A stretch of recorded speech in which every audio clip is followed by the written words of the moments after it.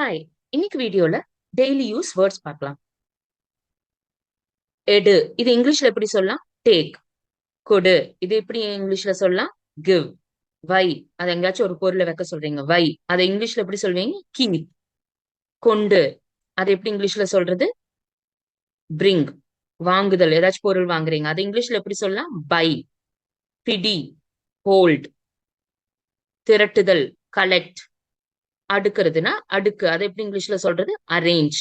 பிடி, பிடிக்கிறது, கேட்ச். கூட்டு, ஆட் பண்றது, ஆட். குறை, ரெடியூஸ். வீசுறதுன்னா வீசு, அது இங்கிலீஷ்ல எப்படி சொல்லலாம்? த்ரோ.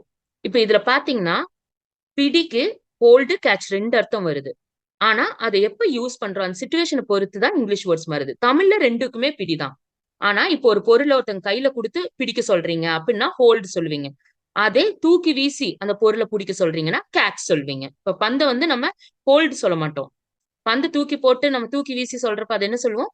கேட்ச்ன்னு தான் சொல்லுவோம். ஆனா தமிழ்ல ரெண்டுக்குமே பிடிதான் அர்த்தமா இருக்கு. ஓகேவா? சோ இந்த மாதிரி இன்ட்ரெஸ்டிங்கான வீடியோஸ்க்கு நம்ம சேனலை சப்ஸ்கிரைப் பண்ணிக்கோங்க. Learn with Priya Ramesh. Thank you.